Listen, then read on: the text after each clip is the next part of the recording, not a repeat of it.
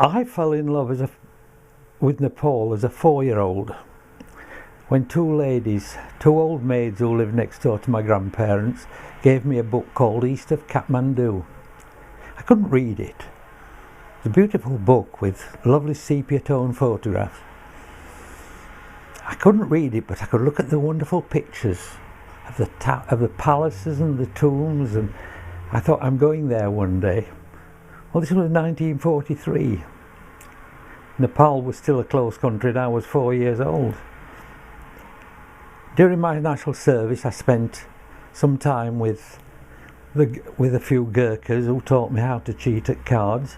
But my love and determination to go there grew and grew. I made a point of going to Buckingham Palace when the Gurkhas mounted guard for the first time. My now 45-year-old son was 3, and I knew that one day I was going to get there. But I had to wait until I was 65. And I went on a add-on holiday with India. And I knew I was going to go back. And it was then I saw in the Daily Telegraph an advertisement with Saga and with People and Places. I applied to go and I was chosen. All I can say about Nepal was it was everything I hoped it would be, and more besides. I'm a retired journalist, so I'm not a teacher, but I was able to use some of the skills of a journalist in helping them with their English. We produced a newspaper. We stayed in an hotel the first time, which was very good, especially when we got trapped inside during one of the famous strikes. But I was determined to go back. In fact, I was determined to go back within a year or two. Unfortunately, the Almighty had different plans for me and I ended up with cancer.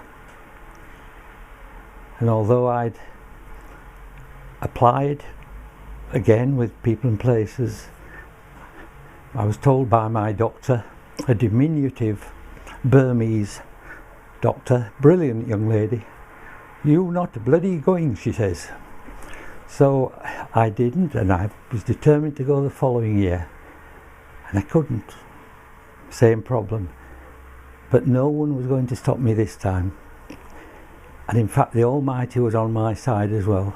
2 days before I was due to go, the big problem that I'd been experiencing following my treatment cleared up. And I went again to Nepal. This time I stayed with a family, the Lamas. There was Mama. Father is away in India. Lakpa, Chesan. Lakpa's 40, Chesan is 29 and is getting married November this month. And staying with them was their sister, their older sister, who had stayed at home and looked after things, moved the family down from the mountains into Nepal while the boys were at university, and her 2-year-old daughter. I was made so welcome. It's impossible to put into words how welcome. The brother said, the oldest brother, Lakpa, said, "You are not a guest, you are family." And I was treated as family for 6 weeks. It was absolutely wonderful. Now I returned to help in Samatha school. There are now 2 Samatha schools in Kathmandu, 21 in all throughout the country, and I was in the newer of the 2 schools, where I had 12 youngsters who wanted to do journalism. The oldest was 16, the youngest, or 3 of them 13. I expected to produce one little newspaper of work that they'd done in the 6 weeks. These were the keenest youngsters you've ever come across. We did 3 newspapers. Keen wasn't the word. Work was just second nature to them. It's some sign that I didn't get out of the Kathmandu Valley for the entire 6 weeks. For 2 reasons. One, that youngsters were wanting to work, and 2, I wanted to work with them. It was just wonderful to be with those youngsters. Such friendships are built up, and so loyal. One day I was feeling the heat a little bit too much. 36 degrees. Being a Yorkshireman, you don't get a lot of 36 degrees in Huddersfield. And I was feeling a bit rough, and we had gone to the first school to meet someone who was going to write about them. I organised that Bhutan Sanjet, the founder of the school, would take the youngsters back to the school in his vehicle, and I would walk the 1/4 mile to where I was staying. The youngsters turned it down, and I said, "I'll get you a good lift home, and what do? You're willing to walk them 1.5 miles again?" Yep.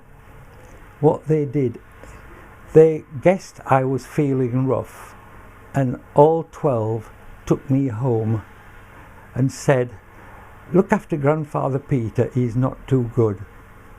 That's the sort of people I came across. One of the reasons why I love the Nepalese so much. They are so genuine. Would I like to go back?